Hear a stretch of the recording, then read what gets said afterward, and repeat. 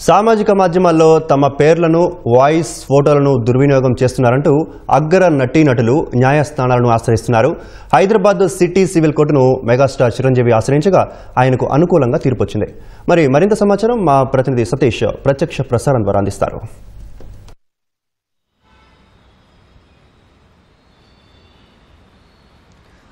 తమ వ్యక్తిత్వ హక్కులను కాపాడాలంటూ చాలామంది భారతీయ సినీ పరిశ్రమలో ఉన్న నటీనటులందరూ కూడా న్యాయస్థానాలను ఆశ్రయిస్తున్నారు.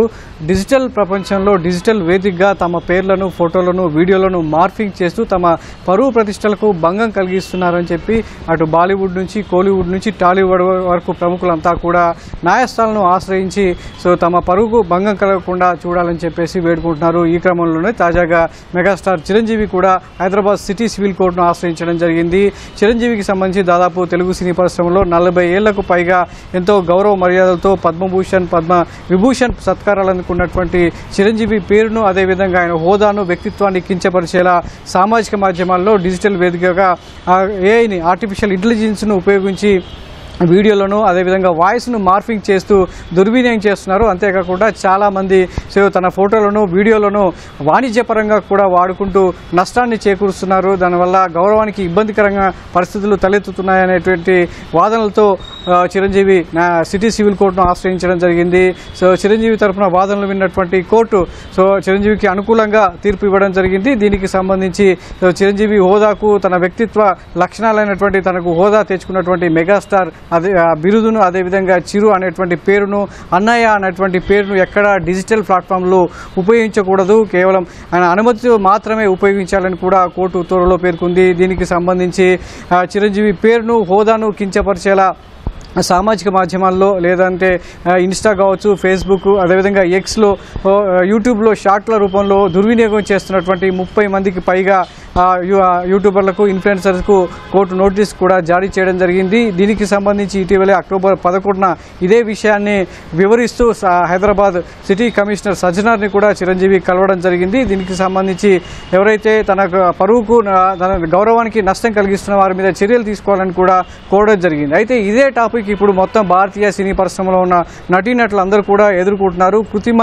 మేధస్సు, ఏదైతే ఆర్టిఫిషియల్ ఇంటెలిజెన్స్ ద్వారా వీడియోలను కేవలం వినోదాత్మకంగా చేసేవాళ్ళు కొంతమంది అయితే, మీమర్స్ రూపంలో కొంత ఆకట్టుకునేలా బ్రహ్మానందం గారు లాంటి వ్యక్తుల పేర్లను, ఫోటోలను వాడుకొని వినోదపరంగా వాడుకునే వాళ్ళు కొంతమంది అయితే, అగ్రనటీనటులను ఉపయోగించుకొని వాణిజ్యపరంగా వాడుతున్న వాళ్ళు మరికొంతమందిగా వెలుగులోకి వస్తున్నారు. ఈ క్రమంలోనే వాళ్ళ పరువు నష్టం కలిగించే విధంగా వీడియోలు చిత్రీకరించడం జరిగింది. అశ్లీలంగా, అసభ్యకరంగా ఉండే వీటిలో కూడా కొంతమంది సెలబ్రిటీల ఫోటోలను, లేదంటే వీడియోలను ఉపయోగిస్తూ వాళ్ళు వాణిజ్యపరంగా సొమ్ము చేసుకుంటున్నారని కూడా అగ్రనటులంతా కూడా ఆరోపిస్తూ న్యాయస్థానాలను ఆశ్రయించడం జరిగింది. అందులో భాగంగానే గతంలో బాలీవుడ్కి సంబంధించి అమితాబ్ బచ్చన్ కావచ్చు, హృతిక్ రోషన్, కరణ్ జోహర్ లాంటి నిర్మాత, అదేవిధంగా ఐశ్వర్య రాయ్, అభిషేక్ బచ్చన్, వీరంతా కూడా బాలీవుడ్కి సంబంధించి ఢిల్లీ హైకోర్టును ఆశ్రయించి దాన్ని కట్టడి చేసేటువంటి ప్రయత్నం చేస్తున్నారు. అదేవిధంగా ఇటు కోలీవుడ్కి సంబంధించి రజనీకాంత్ కూడా ఇదే విధానాన్ని పాటిస్తూ హైకోర్టును ఆశ్రయించి తన వ్యక్తిత్వ హక్కులను కాపాడాలని కూడా కోర్టుకు అభ్యర్థించడం జరిగింది. ఈ క్రమంలోనే తాజాగా చిరంజీవి కూడా సిటీ సివిల్ కోర్టును ఆశ్రయించారు. అంతకంటే ముందే అక్కినేని నాగార్జున కూడా ఇదే విషయంలో కోర్టును ఆశ్రయించి తన వ్యక్తిత్వ హక్కులకు భంగం కలిగించే విధంగా డిజిటల్ ప్లాట్ఫామ్ మీద ఉన్నటువంటి కంటెంట్ను ఉపయోగించుకోకూడదని కూడా న్యాయస్థానానికి అభ్యర్థించడం జరిగింది.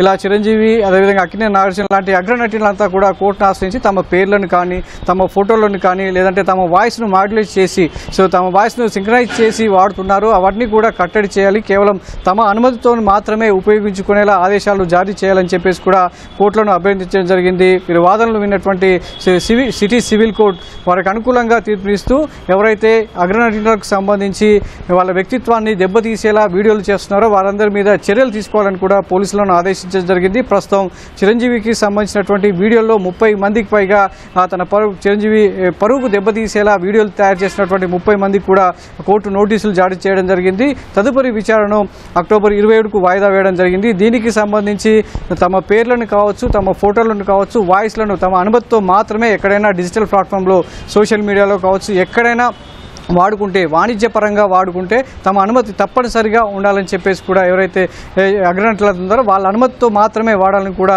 కోర్టు ఆదేశాలు జారీ చేయడం జరిగింది. ఇలా చాలామంది ప్రముఖులు ఒక్కొక్కరుగా కూడా సామాజిక మాధ్యమాల్లో కృత్రిమ మేధస్సు ద్వారా ఇబ్బంది పడుతున్నటువంటి వారంతా కూడా ఆర్టిఫిషియల్